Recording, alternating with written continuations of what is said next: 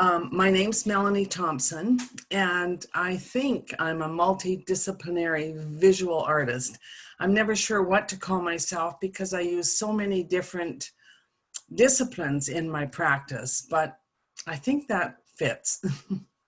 I started with basketry and classes on Salt Spring, and then I took many years of courses with. We had a fabulous Salt Spring Basketry Guild, and we had teachers from Europe and England and the States and everywhere. And so I had years of workshops in the States and here and even in Europe. And then after I retired from school teaching, I went to Emily Carr and I took the Fine Arts Diploma.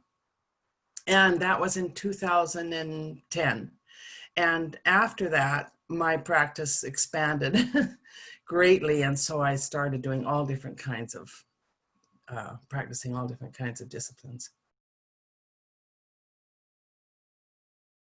I found that question interesting because I always thought it would be like nature or my environment, but really it's my materials that inspire me.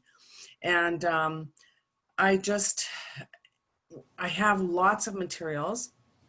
And I set myself what I call a self-directed residency, where I take a set of materials, for instance, bark, that I haven't used for a long time, and I just use that material. The only rule being pretty much is that it can't go back into the cupboard. And so the materials that I explore on my self-directed residencies they inspire me to see what I can make of them and just to explore them and come up with as many different ways of using them as I can. And really, it's whatever material I have to hand that inspires me to make something. Well, the raw materials for sure. I use plants for bark, grasses, willow, all that natural material I use in my practice, and I make inks and plant dyes and I weave with it. Oh. So the raw materials of BC are paramount. I use kelp and anything I can lay my hands on practically. And the geography part, I'm not really sure. Like it must influence me. I just think it must, but I'm not conscious of how it does, other than maybe the fact that I live on an island and surrounded by water, and I see water every day, and we go away on our boat for a month at a time exploring the coast. So that geography appears in my work. But I just think the forests and the natural environment we have here that's so beautiful, and the lush plants and foliage, that must affect my work, but I'm not conscious of how it does, in what way it does. Yeah.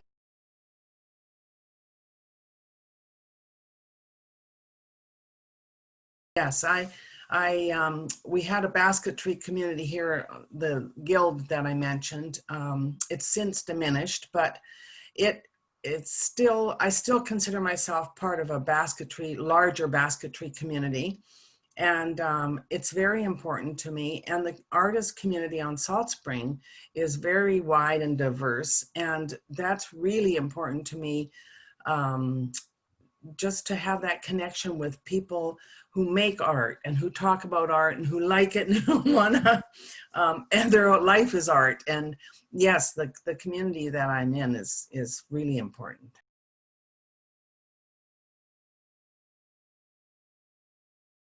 Yes, it is very much.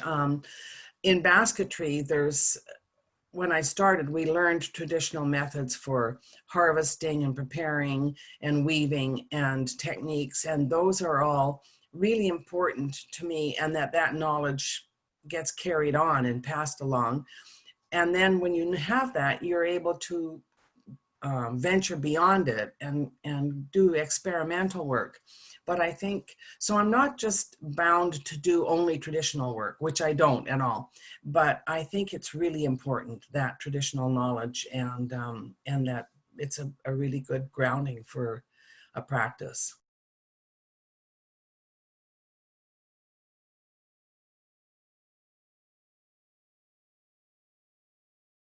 technology doesn't, I don't think it has anything to do with my practice, really.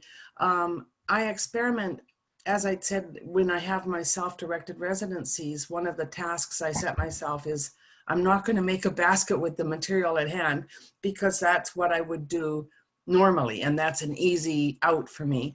So I just explore the material and see what it's capable of and what I can make with it. What ways that I can use it in, or use it in unconventional ways, which is pretty much how I approach material. Is, for instance, electrical wire. Well, I knit with it, or I loop with it, as the pieces in the show were made. I just mostly explore on my own, and I guess I find looking online maybe at different artists or looking in books, I see how people have, somebody has used a material in a way, and I think, that's it, I should try that. But I don't think technology really affects my work.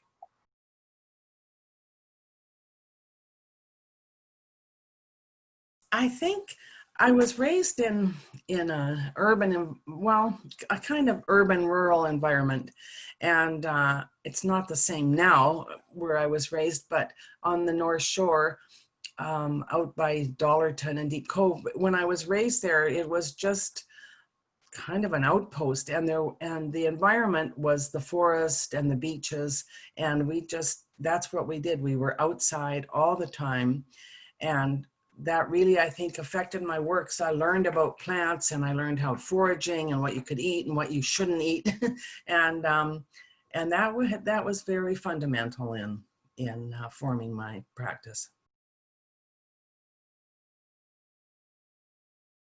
I'm not sure. I know there is in basketry, for instance, First Nations basketry. It's definitely, there's a BC aesthetic and tradition and knowledge in that. The rest of the art, I don't really think so, other than maybe the maritime influences there in people's work. I think it must have an effect. It's like geography, it must have an effect, but I'm not really conscious of a particular visual art that I would say, oh yeah, that's a BC artist. Although maybe, like, for instance, I guess like Emily Carr, or people who paint landscapes and do the forest, and Ross Penhill comes to mind, and maybe there is, not in everything, not in every craft. I thought the exhibition is absolutely fantastic. I was really, really impressed.